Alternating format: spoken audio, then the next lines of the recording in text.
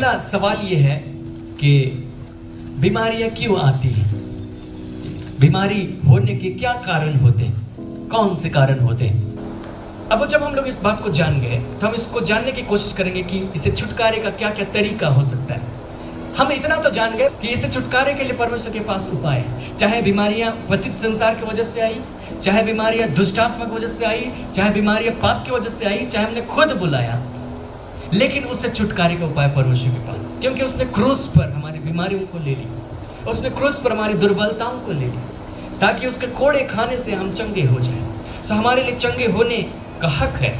हालांकि जो चीज हमने खुद बुलाया, जैसे मैंने हर एक की विषय बताया, पर जो हमने खुद बुलाया बीमारियां हमारे लापरवाही से कहने के वजह से आई, हमारे लापरवाही से जीने की वजह से आई। कई बार जैसे देखिए पतित संसार का हिस्सा है तो हम लोग एक नियम के तहत चलते हैं। इस शरीर को समझिए एक मशीन है जो खास नियम के तहत चलता है। उस नियम को आप तोड़ देंगे तो भी इस पर कुछ असर होने लगेगा। जैसे कि आप कहिए कि अरे हम प्रभु के साथ चलते हैं, क्या होगा, और आप तेज धूप के समय में आप ऐसे घूम रहे हैं खाली पेट, तो आपको लू लग जाए तो आप मत बोलिए कि क्या होगा। आप पतित संसार का हिस्सा, आपका शरीर उसी का हिस्सा है, तो आपको उस नियम को पालन करना चाहिए कि आप उस प्रकार लू लगने की अवस्था लेकर आप बाहर ना घूमें और लू लग जाए। उतना तो केयर आपको करना पड़ेगा। मौसम बदल जाते हैं, लोग बीमार पड़ने लगते हैं, तो आपको उतना तो केयर करना पड़ेगा, केयर करना चाहिए। लेकिन जिसको हमने खुद बुलाया है, मान लिया कि अपने शब्दों के द्वारा, तो हम अपने शब्दों के द्वारा उसको वापस भेजते हैं। अपने शब्दों के द्वारा उन बातों को खारिज करते जो हमने पिछले समय में कहा। हम खिड़की दरवाजों को बंद कर देते हैं, फिर बीमारियों को आज्ञा देते हैं कि वे चली जाए, उनको जाना पड़ता है। अब हम तरीकों का जिक्र करेंगे कि कौन कौन से तरीके हैं जो वचन में बताए गए हैं जिसके द्वारा लोग चंगाई पाते हैं। मान लिया कि आप स्वस्थ व्यक्ति हैं, आपको किसी के लिए प्रार्थना करने के लिए बुलाया जाता है, तो आप जाकर क्या करेंगे? बहुत सारे तरीके हैं जिनको इस्तेमाल कर सकते हैं, लेकिन मैं ये नहीं बता रहा हूँ कि ये तरीका फॉर्मूला है, ठीक है? कोई भी चीज़ बाइबल में फॉर्मूला नहीं दी गई, ठीक है? जब उन्होंने नगरों को जीतना शुरू किया इजरायलियों ने, तो उनको हर नगर जीतने के लिए प्रभु को पूछना पड़ता था कि इसको कैसे जीते, और प्रभु बताते थे 7 चक्कर काटना, प्रभु बताते हाथ उठा के प्रार्थना करते रहो, प्रभु बताते भाला उठाकर खड़े रहो। तो हम लोग ये नहीं कहेंगे कि अच्छा ये तरीका है हमेशा यही करेंगे। हम लोग उससे पहले प्रभु से पूछने की कोशिश करेंगे, प्रभु बताइए कि हम क्या करें, कौन सा तरीका है। सबसे जो तरीका मुख्य है वो है हाथ रखना।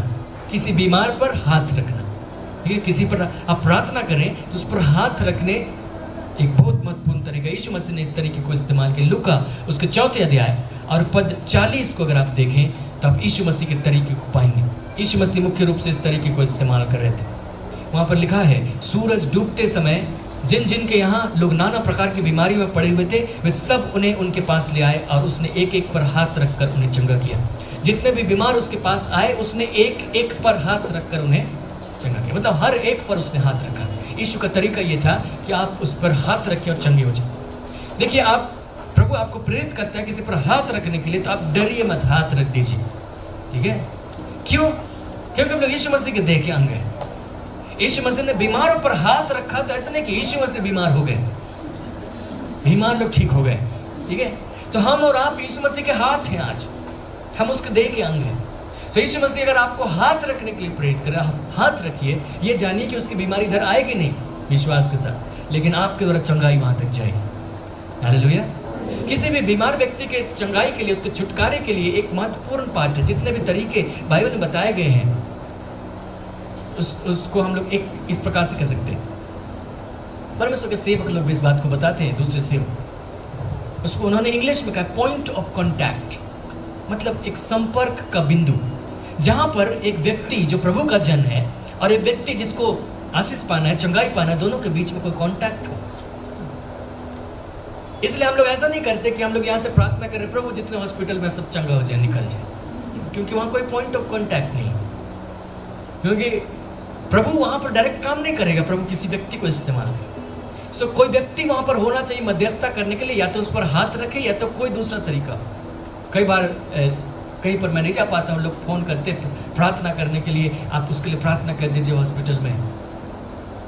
तो मैं क्या करता हूँ कि आप वहां पर हैं, हाँ आप वहां पर, ठीक है, आप उस पर हाथ रखिए, आप फोन कान में लगाइए और हम लोग मिलकर प्रार्थना करेंगे। हम दोनों कांटेक्ट में हैं, एक दूसरे की आवाज़ सुन रहे हैं और आप उस व्यक्ति के कांटेक्ट में है, तो चंगाई उस प्रकार से काम करेगी। पॉइंट ऑफ कांटेक्ट जरूरी है। कई बार क्या है कि हम यहाँ से आज्ञा दे देंगे उस व्यक्ति के लिए, लेकिन वो तब काम करेगा जब उसका अधिकार उसने खोल कर रखा हो। पॉइंट ऑफ कांटेक्ट, तो हाथ रखना एक बहुत महत्वपूर्ण हिस्सा है। यीशु मसीह ने भी अपने विश्वास करने वालों के लिए कहा था कि मुझ पर विश्वास करने वालों के ये चिन्ह होंगे कि वे मेरे नाम से दुष्ट आत्माओं को निकालेंगे, और आखिरी बीमारों पर हाथ रखेंगे और वे चंगे हो जाएंगे। मेरे नाम से, उसके बाद हर एक बात है, मेरे नाम से दुष्ट आत्माओं को निकालेंगे, मेरे नाम से नई नई भाषाएं बोलेंगे, मेरे नाम से प्राणनाशक वस्तु पी जाए कुछ हानि नहीं होगी, मेरे नाम से बीमारों पर हाथ रखेंगे और वे चंगे हो जाएंगे। तो हम बीमारों पर हाथ रखते हैं और लोग चंगे होते हैं। दूसरा तरीका वह है उन पर तेल मलकर। कोई हम उन पर जाते हैं, उन पर तेल मलते हैं, परमेश्वर अगुवाई करे तो हम उन पर तेल मलते हैं, तेल मलकर हम उनके लिए प्रार्थना करते हैं। मरकुस रचित सुसमाचार अध्याय 6 और उसके पद 13 अगर आप देखें, उसने यीशु मसीह ने अपने चेलों को 2-2 करके भेजा था और उनको कमीशन दिया था, कहा था कि जाओ और प्रचार करो और बीमारों को चंगा करो, कोढ़ियों को शुद्ध करो, मुर्दों को जिलाओ, सुसमाचार का प्रचार करो।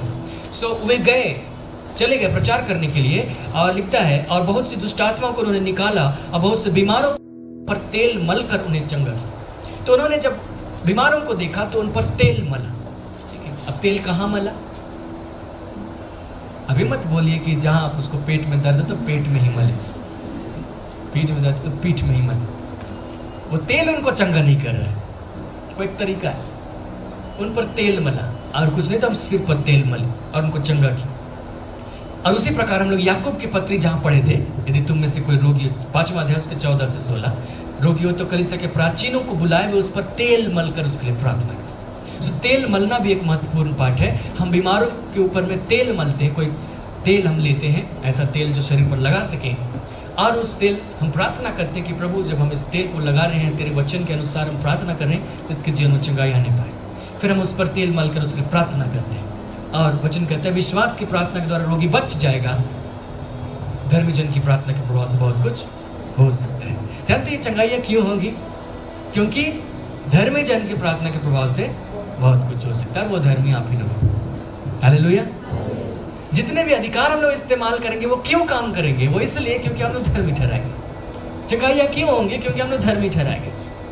ये सारी बातें इसलिए होंगी, इसलिए धर्मी ठहराए जाने को समझना बहुत जरूरी है।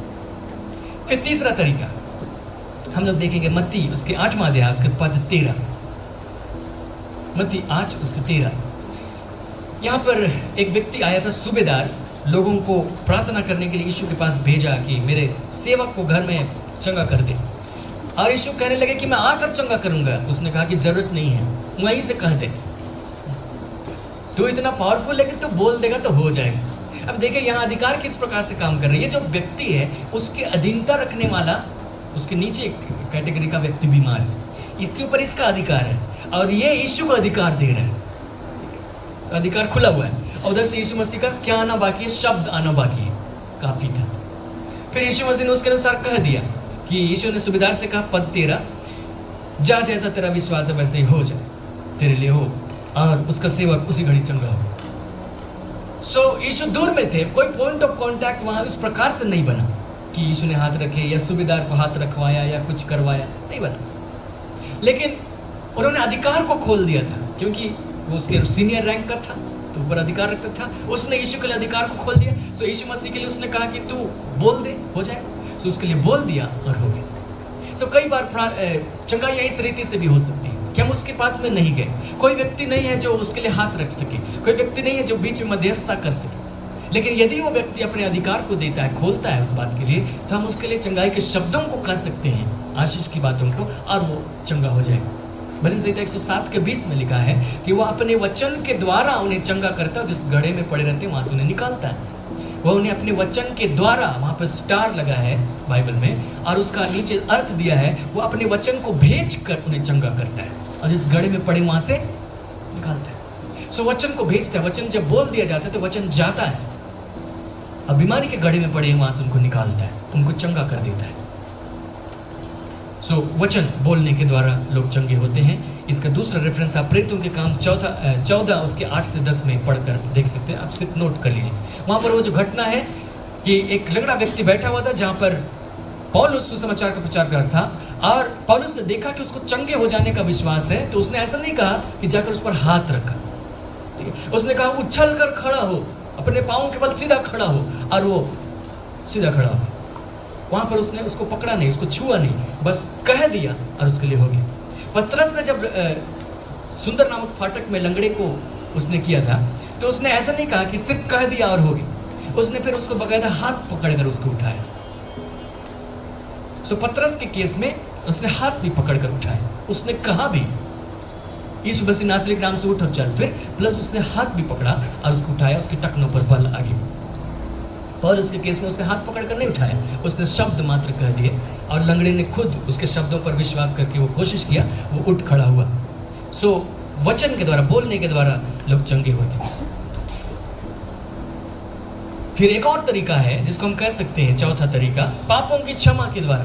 क्योंकि हम लोग देखिए बहुत सारी बीमारी पापों की वजह से आती है। अगर कोई बीमारी पाप की वजह से आई है तो पापों की क्षमा होना जरूरी है। सो अगर हमको मालूम हो कि कोई व्यक्ति किसी ने पाप किया होगा, या हमको नहीं भी मालूम चल रहा है, यदि बात करने की अवस्था में, तो हम उससे काउंसलिंग करते हैं, हमसे बात करने की कोशिश करते हैं और ये जानने की कोशिश करते हैं कि ऐसी कोई वजह तो नहीं है, कोई पाप तो नहीं जिसके वजह से, और यदि कोई पाप हो तो उसके लिए वो मान ले, और उसके बाद पापों की क्षमा के बाद बीमारी का क्लेम उस पर खत्म हो जाता है, उसके लिए उसके बाद हाथ रखकर प्रार्थना कर सकते हैं, वो चंगा हो सकता है, जैसे यीशु मसीह ने लोगों को चंगा किया था। उसी प्रकार दुष्ट आत्माओं को निकाल कर लोगों को चंगा करते हैं। उसके लिए हमको जाने की ही जरूरत नहीं है, ठीक है, या उसके लिए हाथ रखने की ही जरूरत नहीं है, उसके लिए तेल मलने की ही जरूरत नहीं है, लेकिन हाथ भी रख सकते हैं, तेल भी मल सकते हैं, दूसरे तरीके भी आजमा सकते हैं।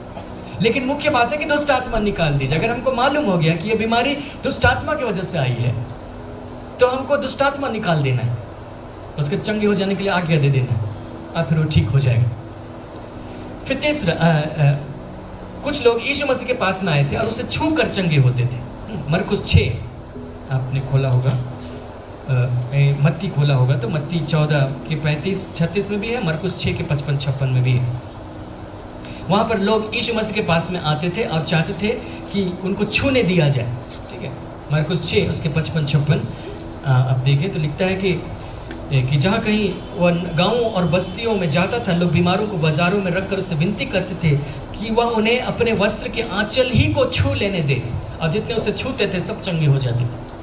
लोग उसको छूते थे और चंगे हो जाते थे। ये दोनों घटनाएं, जब मत्ती और मरकुस एक ही घटनाएं हैं, और जहाँ पर लिखी गई हैं, तो मैं इस बात को पाता हूँ कि सबसे पहले जिसने छूकर चंगा होने के शुरू किया वो लहू बहाने वाली स्त्री थी, क्योंकि बाकी लोग तो सामने से आते थे और यीशु उन पर हाथ रखते थे। कुछ तो कहते थे कि आने की जरूरत नहीं, छूने की जरूरत नहीं, बोल दे। कुछ दुष्टात्मा ग्रस्त होते थे, बोल देते थे, यीशु निकल जाते। लेकिन यही स्त्री थी जिसने पहली दफा वो पीछे से आई, उसने वस्त्र के आंचल को छू लिया और चंगी हो गई। उसके बाद लोगों को पता चल गया, अच्छा इसको छूने से भी चंगे होते हैं, अच्छा तो फिर ये तो बहुत आसान है। तो लोग विनती करने लगे, हम लोग को भी छूने दे, हम लोग को भी छूने दे, ठीक है, छू, वो चंगे हो जाए। मतलब ये इस प्रकार से कि हम चंगाई को ले रहे हैं हक से, वो खुद अपने हाथ बढ़ाकर नहीं दे रहा है। जैसे उस स्त्री को उसने खुद हाथ बढ़ाकर चंगाई नहीं दी, उसने बोलकर उसे चंगाई नहीं दी, लेकिन उस स्त्री ने हाथ बढ़ाकर चंगाई ले। यदि आपके जीवन में, किसी के जीवन में इस प्रकार से है, तो हम लोगों को उसी प्रकार विश्वास का हाथ बढ़ाना चाहिए, और हम यही देखना चाहिए कि हम क्या देखना चाहते हैं स्वस्थ होने की अवस्था में, और हम कहना चाहते हैं कि प्रभु इसी प्रकार हो जाए, क्योंकि यीशु मसीह ने इसके लिए कीमत चुका है। फिर इसके अलावा हम लोग कुछ बातों को देखते हैं जहां पर यीशु मसीह ने कुछ अजीब किस्म की हरकतों को किया, अजीब किस्म। देखिए यूहन्ना और उसका 9वां अध्याय और उसके 6 से 7, जो अंधा व्यक्ति पैदा हुआ था, जो यीशु के पास में था, यीशु मसीह ने उसको कैसे चंगा किया। उसने उस पर हाथ रखकर चंगा नहीं किया, लेकिन उसने क्या किया, 6वां पद से, उसने भूमि पर थूका, उस थूक से मिट्टी सानी और मिट्टी उस अंधे की आंखों पर लगाकर उससे कहा, जा शिलो के कुंड में धो ले। शिलो का हाथ भेजा हुआ है, उसने जाकर धोया और देखता हुआ लौटा है। उसने मिट्टी भी साना, तो क्या चीज से साना, थूक से साना, थूका तो उसको साना, उसकी आंख में लगाया, उसने कहा जा, जाकर धो ले, ठीक हो, देखता हुआ लौटा है। सो कुछ ऐसे काम को किया जो अनयूजुअल, किसी दूसरे पर नहीं आजमाता था। सो हम लोगों को इसीलिए मान ले किसी व्यक्ति की चंगाई की जरूरत है, हमको परमेश्वर से पूछना चाहिए कि कौन सा तरीका प्रभु। बहुत सारे तरीके, तू क्या चाहता है कि मैं इसके लिए किस तरीके से करूं। तो इस बार में यीशु मसीह वो कहते हैं कि मैं जो पिता से सुनता वही करता हूं। तो इस केस में भी हम ये मानते हैं कि यीशु मसीह जब थूक करके कर रहे तो पिता से सुन करके कर रहे, तो उस मामले में उसको वही करना था ताकि उसको करे और फिर वो चंगा हो जाए। तो उसी प्रकार कई बार किसी के लिए चंगाई की जरूरत है तो हम ये नहीं कि वो उसके लिए प्रार्थना करना मतलब जाके आदर को प्रार्थना करो बस इतना ही नहीं, दूसरी चीजें भी हो सकती है। सब लोगों को प्रभु से पूछना चाहिए, वो कुछ ऐसी चीजों को बता सकता है। ऐसी चीजों को पवित्र आत्मा के वरदान में हम एक शब्द पाते हैं, वो है बुद्धि का वचन। पवित्र आत्मा के 9 वरदान, उसमें यदि आप पहला कोरिन्थ 12वें अध्याय उसके 8 से पढ़ेंगे तो वहां पर सबसे पहला जो लिस्ट में है किसी को बुद्धि की बातें दी जाती है। BSI का अनुवाद है, KJV में लिखा है वर्ड ऑफ विजडम, ठीक है, और IBP उसको अनुवाद करता है बुद्धि का वचन। बुद्धि का वचन अर्थात परमेश्वर ऐसी बुद्धिमानी देता है कि आप एक काम को करें या उस वाक्य को कहें और उसके द्वारा काम हो जाता है, और वो काम जो है उठपटांग हो सकता है। जैसे एलिशा को बुद्धि का वचन मिलता था, उसको बोला गया कि कुल्हाड़ी गिर गई पानी में, क्या किया जाए, तो उसको बुद्धि का वचन आया, उसने कहा कि लकड़ी काट के डाल दो। अब लकड़ी काट के डालने से कभी लोहे की कुल्हाड़ी पानी पे तैरती है क्या? लेकिन क्योंकि वो बुद्धि का वचन था उसने वैसा किया, उठपटांग ही था किया, तो देखो लोहा पानी पर तैरने लगा, ठीक है।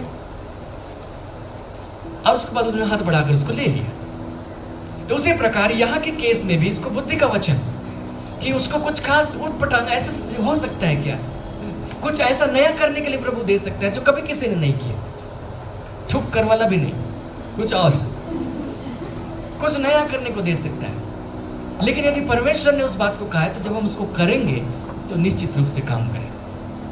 देखिए जब भी हम लोग चंगाई की बातें करते तो हम लोग व्यक्तिगत रूप से किसी को चंगा नहीं करें, परमेश्वर का रोल वहां पर है। परमेश्वर के साथ तालमेल करके हम चल रहे हैं तब चंगाई होती है। सो हमको पूछना चाहिए हर केस में, और कई बार वो नहीं होता है तो हम लोग चुप जाते हैं। उसी प्रकार एक और अजीब सी घटना जो आपको मिलेगी लूका में 17 उसके 11 से 14, लूका 17 उसके 11 से 14।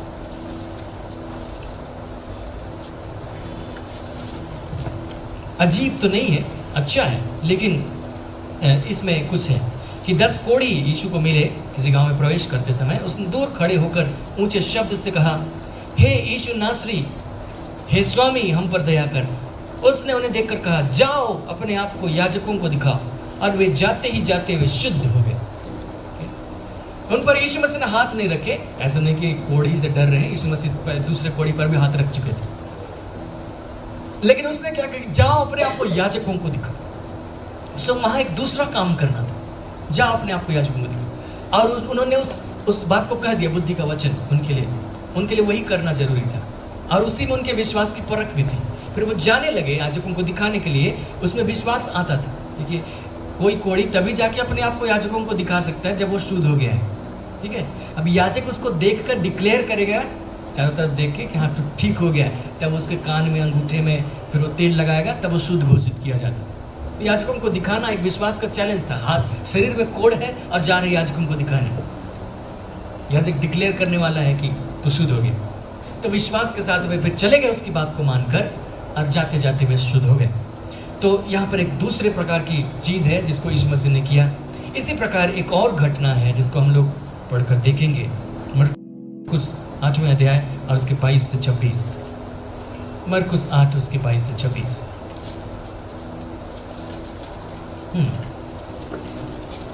ये भी थोड़ा अजीब है पर ऐसा है। 22 से लिखा है, वे बैतसैदा में आए और लोग एक अंधे को उसके पास ले आए और उससे विनती की कि उसको छुए। लोग अंधे को लेके आए बैतसैदा। ये जो बैतसैदा है वो यरूशलेम में नहीं था, जो बैतसैदा था जहाँ 5 ओसारे थे, जहाँ 38 वर्ष का रोगी था, वो यरूशलेम में, यरूशलेम के पुराने शहर। लेकिन जो बैतसैदा है वो गलील में, गलील की झील के किनारे बगल में।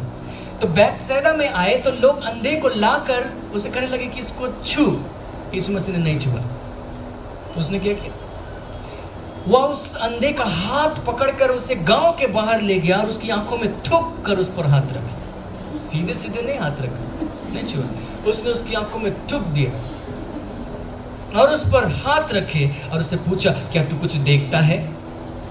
उसने आंख उठाकर कहा, मैं मनुष्यों को देखता हूं, वे मुझे चलते हुए पेड़ों जैसे दिखाई देते हैं। वो अंधा था और वो पेड़ कह पा रहा है, इसका मतलब है कि वो पहले देखता था, पेड़ को जानता है कि पेड़ कैसे होते हैं। ठीक है, कोई अंधा है, उसको पूछे पेड़ क्या होता है तो नहीं बता पाए, ठीक है, क्योंकि जितना टटोल कर जान सकता है उतना जानता है। लेकिन ये व्यक्ति बता पा रहा है कि मनुष्य मुझे चलते हुए पेड़ों के समान दिखाई पड़ते हैं। इसका मतलब पहले ठीक था, पहले अंधा नहीं था, किसी वजह से अंधा हो गया था। अब जब उसकी चंगाई हो रही है, उसकी आंखों में थूक कर उस पर हाथ रखे, तो वो कहता है कि अब मनुष्य मुझे दिख रहे हैं, लेकिन धुंधला, जैसे पेड़ दिखाई देते हैं मुझे धुंधला धुंधला ऐसे दिख रहे हैं। एक ही बार में नहीं चंगा हुआ। फिर क्या हुआ? तब उसने दोबारा उसकी आंख पर हाथ रखे, अंधे ने ध्यान से देखा, वह चंगा हो गया और सब कुछ साफ साफ दिखने लगा। थूक कर उस पर हाथ रखे। आप ऐसा मत कीजिए जाकर किसी पर थूक कर हाथ रखे, जब तक प्रभु ना कहे। प्रभु ने कहा होगा तो अलग बात है ना? क्योंकि तब वो ठीक हो जाएगा, ठीक होने के बाद वो आपको दोबारा कुछ नहीं कहेगा, धन्यवाद। लेकिन अगर प्रभु ने नहीं कहा और आप सोचे कि अच्छा तरीका ये है, कोई अंधा को कैसे करते हैं, थूक के हाथ रखो, वे मार खाने के लिए तैयार रहे।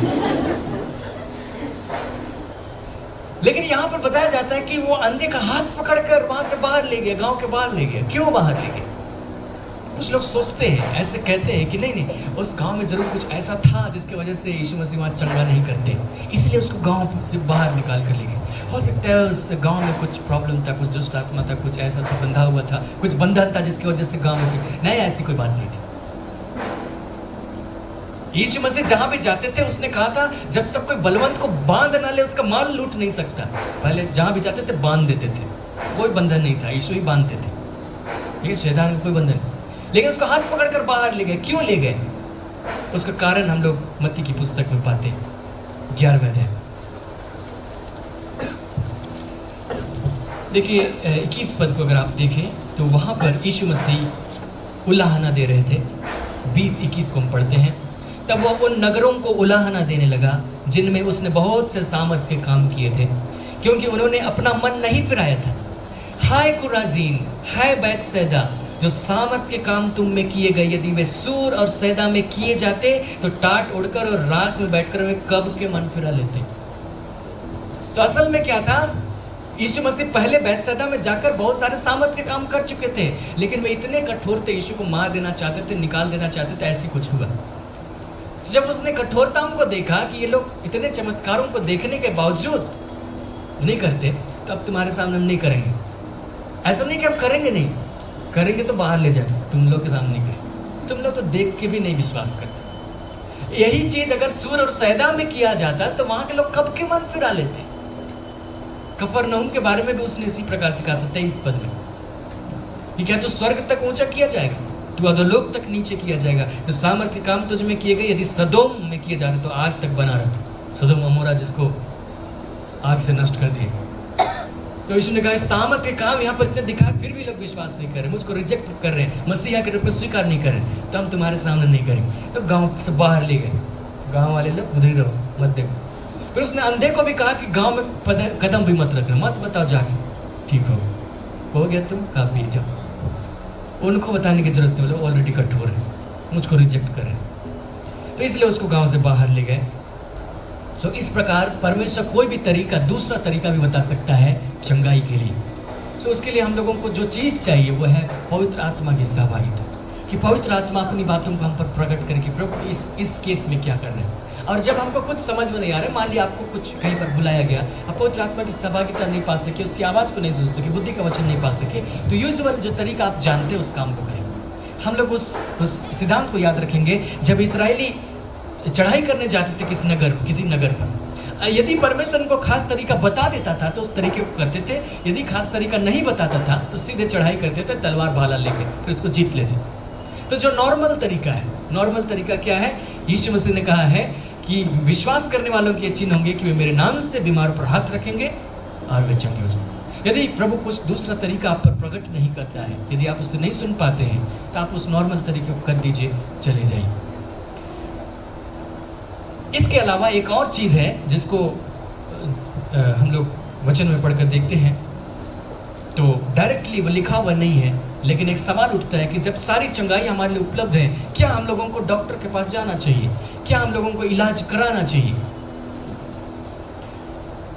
पिछली बार मैंने आपसे कहा था कि मेरे हाथ में गांठ थी और मैंने उसके लिए बहुत इलाज करने की कोशिश की, डॉक्टरों के पास गया, नहीं हुआ तो मैंने छोड़ दिया, फिर बाद में विश्वास किया और फिर वो गांठ गायब हो गया। तो ऐसा नहीं कि आप मेरी कॉपी करने लगे कि आप भी बीमारी के लिए डॉक्टर ने दवा लिख कर दिया है, दवा साइड कर दिए और चले। विश्वास की बात होती। कई बार जब हमारा विश्वास इस रूप में काम नहीं कर पाता कि हम परमेश्वर से सीधे चंगाई को प्राप्त करें, तो हम लोग डॉक्टरों की भी मदद ले सकते हैं। डॉक्टरों की मदद ले सकते हैं, उसमें कोई बुराई नहीं। क्योंकि दानिएल के पुस्तक में एक भविष्यवाणी थी कि लोग बहुत पूछ पाछ और ढूंढ ढांड करेंगे। 12वां अध्याय उसके 3 पद के लगभग, बहुत पूछ पाछ और ढूंढ ढांड करेंगे और ज्ञान बहुत बढ़ भी जाएगा। मतलब जैसे जैसे अंत के दिन आएंगे ज्ञान बहुत बढ़ भी जाएगा। तो इसके तहत परमेश्वर ने इस बात को बता दिया था कि ज्ञान अंत के दिनों में बढ़ने वाला है। सो जो भी साइंस तरक्की कर रहा है, मेडिकल साइंस तरक्की कर रहा है, वो इसलिए है क्योंकि वहाँ कह दिया गया था कि ज्ञान बहुत बढ़ जाएगा। सो ज्ञान वाकई अभी बढ़ गया है, इस लेवल में बढ़ गया है कि उस ज्ञान के तहत बहुत सारी बीमारियों का इलाज भी कर सकते हैं। तो इलाज करने की कोशिश की जा रही है। सो हम डॉक्टरों के पास में जाते तो वचन के खिलाफ में नहीं, हम वहाँ पे जा सकते हैं। बल्कि हम लोग बाइबल के हिसाब से देखेंगे तो हम पाएंगे कि कुछ ऐसे लोग थे जिनको इस रीति से चंगाई भी मिली। जैसे दूसरा राजा की पुस्तक अध्याय 20 और उसके पद 7 वहाँ पर यशायाह भविष्यवक्ता को भेजा जाता है राजा हिजकिय्याह के पास में, और कहा जाता है कि तुम मर जाएगा, क्योंकि उसको एक फोड़ा हो गया था, एक ऐसा फोड़ा जिसकी वजह से वो मरने पर था। हम लोग नहीं जानते कि बीमारी क्या थी, फोड़ा के रूप में, क्योंकि उस समय तो बीमारियों को ज़्यादा लोग नहीं जानते थे। कुछ कह सकते फोड़ा था, कुछ कह सकते दर्द था, पेट दर्द था, सिर दर्द था, ऐसे जानते थे। आज हम बीमारियों को अलग अलग नाम से जानते हैं, लेकिन ऐसा फोड़ा जिससे वो मरने पर था, हो सकता है वो कैंसर रहा हो, नहीं जानते, गेस करें। तो उसने यशायाह ने जाकर कहा कि तू जिसको जो बोलना है बोल दे, उसके बाद तू मर जाएगा। यशायाह बोलकर चला गया। तब वो बिलक बिलक कर रोने लगा, परमेश्वर से प्रार्थना करने लगा, क्योंकि उस समय अपनी धार्मिकता सिद्ध करने का जमाना था। उसने कहा कि हे परमेश्वर, देख मैं कैसी सीधी चाल तुम्हारे सामने चलता है। और यशायाह तो जा रहा था, बल्कि कठोर होते थे भविष्यवक्ता, बोलकर चल दो, मरो अब तो। और ऐसे यशायाह जा रहा था, आंगन तक भी नहीं पहुंचा था कि उस पर यहोवा का वचन आया कि वो ऐसा प्रार्थना कर रहे हैं, तुम वापस उलट कर जाओ और बोलो 15 साल जियोगे। और यशायाह लौट कर गया भीतर तक, राजा के सामने बोला कि तुम 15 साल और जियोगे। लेकिन सिर्फ उतना ही नहीं छोड़ा, उसने कहा अंजीर के पत्तों की टिकिया बनाकर उसके घाव पर लगाओ। अंजीर के पत्तों में कुछ ऐसे मेडिकल तत्व, ऐसे तत्व पाए जाते हैं जो उसकी चंगाई के लिए जरूरी थे, चाहिए थे। तो उस अंजीर के पत्तों को पीस कर उसका टिकिया बनाकर लेप लगाकर उसके घाव पर मल दिया गया, आप रोग ठीक हो गया। एक इलाज किया गया बकायदा, संसार के चीज़ों को इस्तेमाल करके। सो मेडिकल हेल्प हम इसको इस रूप में कर सकते हैं। पहला तीमुथियुस 5वां अध्याय उसके पद 23 को हम देखेंगे तो वहाँ पर इस बात को लिखा गया है, तीमुथियुस को सलाह दी जा रही है कि तुम्हारा पेट बार बार खराब हो जाता है, तो तुम थोड़ा थोड़ा दाखरस काम में लाया करो, क्योंकि दाखरस में कुछ ऐसे गुण पाए जाते हैं जिसकी वजह से उसका पेट बार बार खराब नहीं होगा। सो उसको मेडिकली वो उस रूप में यूज़ कर सकता है। दाखरस अर्थात उसमें कुछ अल्कोहल होगा, जैसे बहुत सारे सिरप और दवाइयाँ दी जाती है उसमें अल्कोहल होता है, ठीक है। तो वो शायद कुछ मेडिसिनल कुछ दवाइयों के रूप में वो काम करता होगा। तो तीमुथियुस के लिए पौलुस ने सलाह भेजा कि तुम अपने केवल से पानी मत पिया करो, लेकिन पेट के और बार बार बीमार होने के कारण थोड़ा थोड़ा दाखरस भी काम में लाएगा, उसको तुम कर सकते हो। हम लोग पाते हैं यीशु मसीह ने एक दृष्टांत दिया कि एक व्यक्ति जब जा रहा था उसको डाकुओं ने लूट लिया, यरूशलेम से यरीहो को जा रहा था तो डाकुओं ने लूट लिया, अधमरा कर दिया। तब सामने आया, उसने उस पर दाखरस और तेल उंडेला। तो इस दाखरस में कुछ खास होता है, तो वो दाखरस उसके घावों पर उंडेला और तेल उंडेला और उसको जो भी फर्स्ट एड ट्रीटमेंट किया, फिर उसको ले गया सराय। सो यीशु मसीह ने ये नहीं कहा कि वो गलत करे, वो अच्छा काम किया, कुछ मेडिकल है। यदि आप ऐसा कुछ लेना चाहते हैं आप उसको ज़रूर ले सकते हैं, लेकिन फिर भी हमारी कोशिश ये होती है कि हम परमेश्वर से सीधे चंगाई को प्राप्त करें। इसलिए मैंने कहा था कि छोटी छोटी बातों में ट्राई कीजिए तो बड़ी बातों में भी आपके लिए आसानी हो। अब सीधे ये नहीं कि सीधे बड़ी बातों में चले आए, ठीक है, क्योंकि विश्वास करना, मैंने इस बात को ऐसे समझा, विश्वास करना एक रस्सी पर चलने के जैसे होता है। आप लोग देखे होंगे सर्कस में कोई रस्सी पर चलते हैं, छाता लेकर चलते हैं, डंडा लेकर चलते हैं, अब बड़ी आराम से वहाँ चलकर कलाबाजियाँ दिखाकर चले आते हैं। लेकिन ऐसा ये नहीं कि हम भी, अरे तुम कर सकते तो हम क्यों नहीं, तो हम भी दौड़ गए रस्सी पर, अब पता चला कि सिर पैर तोड़ दिए। उसने उसके लिए प्रैक्टिस की। उसने क्या किया, हम धरती पर चलने के आदी हैं, हमको कॉन्फिडेंस है, लेकिन अब हम रस्सी पर चलने वाले हैं जो हिलता भी है, ठीक है, और सारे सहारे हम छोड़ने वाले हैं, संसार के सहारे, ठीक है। तो हमको बहुत बैलेंस करना पड़ेगा जब हम इस प्रैक्टिस में आगे बढ़ रहे हैं। और जब हम उसमें सक गए, है ना, तब जाकर हम कॉन्फिडेंटली लोगों के सामने खूब ड्रामा दिखा सकते हैं। लेकिन जब तक हम सके नहीं है तो बड़ी बातों के लिए जोखिम लेने की जरूरत नहीं। अब छोटी बातों के लिए आप जोखिम ले सकते हैं, डॉक्टर को अवॉइड कर सकते हैं, बहुत सारी चीज़ें, और आप उसमें जब सक गए, आप रस्सी पर चलना, अब कई बातों में सक जाएंगे, ठीक है। इसी प्रकार से एक और पद इसी मेडिकल हेल्प के लिए आपको दिखा देता हूँ, कुलुसियों की पत्री और उसका 4वां अध्याय, उसके पद 12। कुलुसी 4वां अध्याय और उसके 12वां पद। यहाँ पर पौलुस अपने एक मित्र के विषय में लिखता है, जिसने लूका रचित सुसमाचार भी लिखा है, क्योंकि वो पौलुस के साथ साथ आता जाता था। और यहाँ पर लिखता है, कुलुसी 4 उसके 14 लिखता है, प्रिय वैद लूका और देमास का तुम्हें नमस्कार।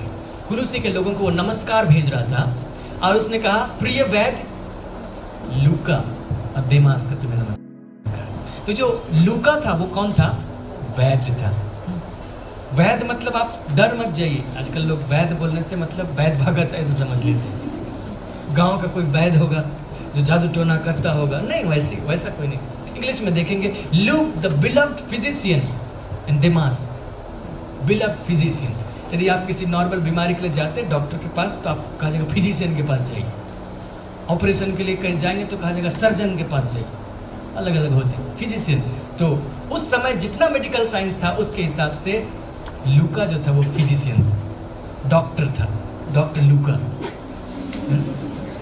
लूका रचित सुसमाचार। तो ये डॉक्टर लूका पौलुस के साथ में रहता था, ये अकेला डॉक्टरेट किया हुआ था, ठीक है। जितने बाइबल के लेखक हैं इसमें लूका अकेला डॉक्टरेट है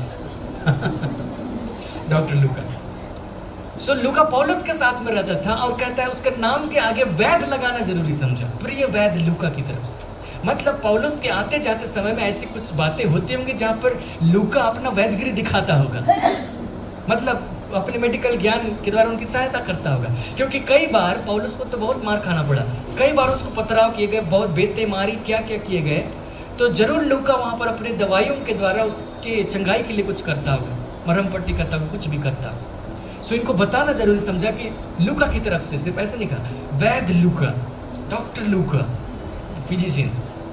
तो वो इसको इसलिए जोर दे रहा है क्योंकि मैं समझता हूँ कि यहाँ तक कि पौलुस ने भी वैद लूका का हेल्प लिया होगा, तो पौलुस ने भी लिया होगा तो हम लोग भी ले सकते हैं। तो इसलिए आपको ऐसा लेना पड़े तो उसमें हिचकने की जरूरत नहीं। संसार के लोग हैं उनके लिए तो वही एकमात्र हेल्प है, हमारे लिए प्रभु है। एक सेवक ने इस प्रकार से कहा, संसार डॉक्टर लोग इसलिए होते हैं कि संसार के लोग मर ना जाएं जो उधार नहीं पाए, ठीक है, ताकि जिंदा रहे जब तक सुसमाचार ना सुन ले। अब सुसमाचार सुन के इधर आ जाए तब प्रभु डॉक्टर। अब क्या जरूरत है डॉक्टर के पास, क्योंकि उनका विश्वास हाई है। तो हम लोगों को उसी प्रकार से आना चाहिए कि हम लोग इस प्रकार से हो जाएं कि हम डॉक्टर का सहारा लेकर चलते हैं अभी तक, लेकिन हम इस स्थिति में पहुंच गए कि डॉक्टर का सहारा छोड़ दिए और चल ले रहे। हम लोगों को उस स्थिति में आना चाहिए। उन्होंने बड़ी फनी स्टोरी, फनी तरीके से उन्होंने बताया था, डॉक्टर के पास आप जाएंगे, वो ऐसी अन्य भाषा में लिखकर आपको देगा जिसको आप नहीं पढ़ सकते। फिर आप उस पुर्जे को बड़े ध्यान से संभाल करके ले जाएंगे क्योंकि वो आपको समझ में नहीं आती। फिर जब आप मेडिकल स्टोर में जाएंगे तो वहां पर एक आदमी होगा जिसको उस अन्य भाषा का अनुवाद आता है और उस अनुवाद की सहायता से वो कुछ हरी नीली पीली कुछ दवाइयों को निकाल कर आपके लिए देगा, फिर आप उसको खाएंगे, ठीक हो। डॉक्टरों पर हम लोग भरोसा करते हैं, कर सकते हैं, आखिरकार परमेश्वर ने इस ज्ञान को उन्हें दिया है, लेकिन हम लोग परमेश्वर की तरफ झुकाव रखेंगे ताकि हम लोग इस बात को कर सकें कि आश्चर्य कर्म हमारा जन्मसिद्ध अधिकार है, चंगे रहना हमारा जन्मसिद्ध अधिकार है, इसको हम पूरी कलीसिया तक ले जाएं। डॉक्टर बाकी लोगों के लिए रह नहीं पाए, उनको जिंदा रखने के लिए, ताकि एक दिन सुसमाचार के द्वारा प्रभु के पास आ सके, और प्रभु से उसके बाद बाकी बातों के लिए। एक सवाल बच जाता है और मैं उस सवाल पर डिस्कस कर लेना चाहता हूँ कि क्या सब व्यक्तियों की बीमारी चंगाई तुरंत हो जाती है? तो जवाब ये है कि तुरंत नहीं हो पाती। कई बार यहाँ तक कि वचन में भी हम इस बात को पाएंगे। कई बार लोग तो तुरंत चंगे हो जाते हैं, जैसे यीशु मसीह ने कह दिया, जा तेरी बेटी चंगी, उसी घड़ी से चंगी हो गई। जा तेरा जैसा विश्वास वैसा हो जाए, उसी घड़ी होगी। तो तुरंत भी होता है।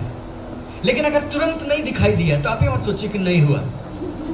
आप इतना जानिए कि शुरुआत हो गई, प्रोसेस आने में थोड़ा समय लग रहा है, उसका प्रगटीकरण। जैसे उस अंधे ने, जिसको यीशु मसीह बेतसैदा से बाहर निकाल कर लेगा, आंख में थूक कर हाथ रखे, उसने पूछा कुछ दिखाई देता है? हाँ दिख रहा है। क्या दिख रहा है? पेड़ की तरह आदमी दिख रहे हैं। अच्छा, यानी कि पूरा एक बार में नहीं हुआ। फिर दोबारा हाथ रखा, अब दिखता है? हाँ अब दिखता है। तो एक ही बार में नहीं हुआ, यहाँ तक कि खुद यीशु मसीह के साथ में ऐसा। तो हम लोग बाकी लोगों के विषय में भी, जितने लोग चंगे हुए हम लोग नहीं जानते, भीड़ में जितने लोग आए सब लोग तुरंत तुरंत तुरंत चंगे हो गए कि नहीं हुए, हम लोग नहीं जानते। हम लोग ये कल्पना करते कि सारे लोग तुरंत चंगे हो गए। तुरंत भी होते हैं और किसी किसी केस में डिले भी होता है। लेकिन हमारा आपका काम है कि जब हम किसी के लिए प्रार्थना करें, हम उसके लिए विश्वास करते कि चंगाई उसके, हम विश्वास की आंखों से देखते हैं कि जब वो चंगा हो जाएगा तो कैसा होगा, और उसके बाद उसी बात के लिए उसको आशीष देते हैं। तुरंत नहीं हुआ कोई बात नहीं, उसकी शुरुआत हो गई। हालेलुया। और एक दिन उसको देख नहीं पाएंगे, वो पूरी तरीके से चंगा हो जाएगा। इंग्लिश में जब KJV में इसको यूज़ किया गया तो उसके लिए जो शब्द इस्तेमाल किया गया है, in the same hour, in that hour, ऐसे लिखा, उसी घड़ी। उसी घड़ी में हिंदी का अर्थ होता है कि तुरंत, लेकिन आवर अगर लिखा है तो आवर मतलब 1 घंटा होता है, तो मे भी उस 1 घंटे के भीतर हो सकता है, क्योंकि जो उसके लिए ग्रीक शब्द है उसका भी उसी प्रकार से अर्थ है। सो बीमारी के कई कारण हो सकते हैं, उसके चंगे होने के तरीके अलग अलग हो सकते हैं। 4 कारण है, तरीके 4 कारणों को पता लगाना असंभव नहीं है, हम लोग पता लगा सकते हैं। और यदि कोई कारण पता लग गए, हम प्रभु से पूछते हैं। जैसे कुछ तरीके पता चल गए, जैसे बीमारी पाप की वजह से आई है, दुष्ट आत्मा की वजह से, तो फिर पूछना क्या? तो पापों की क्षमा करने का प्रोसेस और दुष्ट आत्मा को निकालने का काम करना है, बस।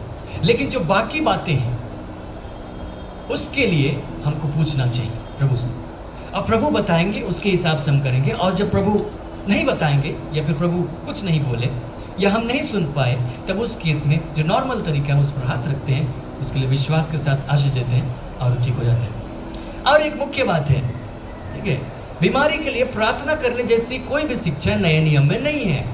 सिर्फ एक जगह वचन में आता है, याकूब की पत्री में, कि रोगी हो तो कलीसिया के प्राचीनों को बुलाए। हम लोग उस जगह को जरा सा देख लेते हैं। मुझे याद आ गया आखिरी में, ठीक है, याद आ गया, इसलिए वहां पर है कि वे उसके लिए प्रार्थना करें। ठीक है, हम लोग इसको ई-सोर्ड से देखेंगे। ई-सोर्ड जरा सा डिस्प्ले कीजिएगा। पद 15 लिखता है, विश्वास की प्रार्थना के द्वारा रोगी बच जाएगा और प्रभु उसको उठाकर खड़ा कर देगा। यहाँ पर लिखा विश्वास की प्रार्थना, KJV जेम्स 5:15। तो मैं आपको ये बताना चाहता हूँ कि जो प्रार्थना शब्द है, असल में ग्रीक में वहाँ प्रार्थना शब्द नहीं, यूनानी भाषा में, लेकिन जो शब्द है उसका अर्थ है मन्नत। ठीक है, प्रेयर ऑफ फेथ, तो उसके लिए एग्जैक्ट वर्ड होगा वाव ऑफ फेथ, मतलब मन्नत, विश्वास की मन्नत। 5:15, और वहाँ पर जो प्रेयर शब्द है वहाँ पे आप क्लिक कीजिए। प्रेयर के बगल जी, ग्रीक शब्द पहला ही लाइन में, and the prayer of faith. हाँ, अब डिक्शनरी दिखाइए। वहाँ पर जो शब्द है वो प्रार्थना नहीं है, ठीक है, ए वाव नीचे में। अगर आप स्ट्रॉन्ग को दिखाएंगे, स्ट्रॉन्ग दिखाइए, स्ट्रॉन्ग उसके मूल शब्दों का अर्थ दिखाता है। प्रार्थना में भी कई बार मन्नतें होती है, स्ट्रॉन्ग डिक्शनरी, तो आप पाएंगे properly a wish expressed as a petition to God, और उसका दूसरा अर्थ है वाव, मन्नत मांगो। लेकिन उस प्रकार की प्रार्थना नहीं जैसे हम लोग आम तौर पर करते हैं, एक मन्नत मानने की तरह है, उस प्रकार की प्रार्थना है। और यहाँ पर जो प्रार्थना है उसमें मुख्य बात ये थी कि ये जो व्यक्ति था, इसने शायद कलीसिया के किसी व्यक्ति के विरुद्ध में पाप किया हो, क्योंकि लिखा है एक दूसरे के सामने अपने पापों को मान। उसमें यह नहीं है कि मैं अपने पापों को किसी मनुष्य के सामने मान लेता हूँ कि मैंने व्यक्तिगत रूप से ऐसे ऐसे पाप किए, मैं आपके सामने मान लेता हूँ, मेरे लिए प्रार्थना करो चंगे हो जाओ। नहीं, हमने उस व्यक्ति के विरुद्ध में कोई पाप किया तो हम उसको मान लेते हैं। अब तब वहाँ प्रार्थना की जरूरत पड़ती है, तब वहाँ प्रार्थना की भूमिका पड़ती है और प्रार्थना के द्वारा लोग चंगाई पाते हैं। बाकी जितने भी रेफरेंस आप पाएंगे, यहाँ तक कि यीशु मसीह ने भी जब अपने चेलों को ट्रेनिंग दिया और भेजा तो उसने कभी नहीं कहा कि जाके बीमारों के लिए प्रार्थना करो। उसने उनसे क्या कहा? जाओ बीमारों को चंगा करो, घोड़ियों को शुद्ध करो, बीमार मुर्दों को जिलाओ, सुसमाचार प्रचार। और उन्होंने कैसे चंगा किया? तेल मलकर उन पर चंगा किया। यीशु मसीह, उन्होंने यीशु मसीह को करते हुए देखा। यीशु मसीह कैसे करता है? वो ऐसे करता है, ठीक है, इसी का ट्रेनिंग है, चले गए वैसे ही कर दिया। तो उन्होंने यीशु के समान काम किया। यहाँ तक कि पतरस को आप देखिए, जब वो लंगड़ा भिखारी उसके सामने था तो ऐसा नहीं कि लंगड़े के सामने आकर वो परमेश्वर से प्रार्थना करने लगा, हे प्रभु इस लंगड़े पर दया कर और उसके पैरों को सीधा कर। नहीं, उसने लंगड़े से क्या कहा? जो कुछ मेरे पास है मैं तुम्हें देता हूं। उसने इस बात पर यकीन किया कि वो यीशु मसीह की देह का अंग है, और जो कुछ यीशु मसीह के पास है उसके पास है और उसको दे भी सकता है। जो कुछ मेरे पास है मैं तुम्हें देता हूं, यीशु मसीह नासरी के नाम से उठ अब चल फिर। उसने प्रार्थना नहीं की, उसने जो कुछ उसके भीतर था उसको रिलीज किया। सो जो हाईएस्ट लेवल है वो यही है। परमेश्वर चाहता है कि हमें से एक एक जन इस लेवल पे पहुंचे कि हमारे भीतर जो दिया गया है परमेश्वर के द्वारा, हम उसको रिलीज करें, हम उसको मुक्त करें लोगों पर, हम उनके लिए डिक्री करें, मतलब उनके लिए घोषणा करें कि उठ और चल फिर, आज्ञा की तरह हम वो कर दें। जैसे यीशु मसीह कहते थे, जा तेरे बेटे ठीक हो, जा तेरा सेवक ठीक हो, जा तेरे लिए ऐसे ही हो जाए, और हो जाता था। उसी प्रकार यीशु मसीह ने हम लोगों को यही सिखाया, जब तुम पहाड़ के पास आओ तो पहाड़ से प्रार्थना मत, परमेश्वर से प्रार्थना मत करो, पहाड़ से कहो सरक जाए और वो चला जाएगा। उसी प्रकार बीमारी से के लिए तो जो हाईएस्ट लेवल है वो ये है कि हम बीमारी के लिए प्रार्थना नहीं करते, प्रभु इस बीमारी को तो चंगा कर। हम वहां जाकर बीमारी से बात करते हैं, ठीक, हम प्रार्थना की मुद्रा में आते हैं, परमेश्वर से अपने आप को जोड़ते हैं, लेकिन हम नहीं कहते प्रभु वो उस बीमार को चंगा कर दे। प्रभु ने वो चंगा करने की जिम्मेदारी हमारे लिए दी है कि हम वहाँ मध्यस्थता निभाएं, हम वहाँ यीशु बनकर खड़े और हम यीशु बनकर उसके शब्द कहें। उस बीमारी से बात करें, फिर बीमारी को जाना पड़े, उस दुर्बलता से बात करें, उसको जाना पड़े, दुष्ट आत्मा से बात करें, दुष्ट आत्मा को जाना पड़े, और ऐसा ही हो जाएगा। हालेलुया। आइए हम लोग प्रार्थना करें। अनुग्रहकारी पिता, हम आपको धन्यवाद करते हैं क्योंकि आपने अपने वचन के द्वारा हम पर प्रकट किया है वो कौन से कारण है जिनके द्वारा बीमारी किसी व्यक्ति के जीवन में आती है।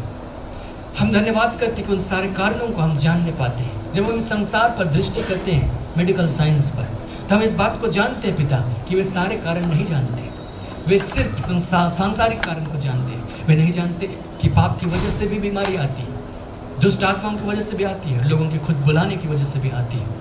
लेकिन हम जानते हैं प्रभु, क्योंकि तेरा वचन जब सत्य को प्रकट करता है तो उसको आधा अधूरा नहीं परंतु पूरा प्रकट करता है। हम धन्यवाद करते तेरे इस ज्ञान के लिए जो हम तेरे वचन से पाते हैं प्रभु। इसके साथ में हम इस बात को भी पाते हैं कि तूने कैसे कैसे तरीके को बाइबल में दिखाया कि उसके द्वारा लोग चंगे हो जाए, और तूने हमें प्रेरित किया कि जब हम किसी बीमार व्यक्ति के लिए प्रार्थना करने को जाएं या किसी व्यक्ति के लिए मध्यस्थता करने को जाएं तो पिता हम तुझसे इसी रीति से पुकार सके, इसी रीति से मध्यस्थता कर सके, इसी रीति से हम उनके लिए काम आ सके जैसे वे थे। यदि कोई तू नया तरीका बताए हम उस नए तरीके को भी काम में ला सके। पिता मैं प्रार्थना करता हूँ इन प्रिय लोगों के लिए, वे अपने विश्वास को इस्तेमाल करना सीख जाए, वे रस्सी पर चलना सीख जाए, सहारों को छोड़कर चलना सीख जाए और अद्भुत कलाबाजियाँ दिखाना सीख जाए। लोग जब देखे तो उनके लिए गवाहियाँ बन जाए। पिता तू ऐसे इनमें से एक एक जन के साथ में कर, एक एक जन के पास अद्भुत गवाहियाँ होने पाए, क्योंकि पिता हम इस बात को जानते हैं कि जब हम डॉक्टर के पास जाकर इलाज कराते हैं वो गवाहियाँ नहीं बन पाती क्योंकि वो मेडिकल हेल्प की वजह से आया है। लेकिन हम चाहते हैं कि हमारे पास गवाहियाँ, हमारे पास अद्भुत बातें, और हम तेरी महिमा कर पाए, लोगों के सामने कह पाए कि हाँ अद्भुत हुआ।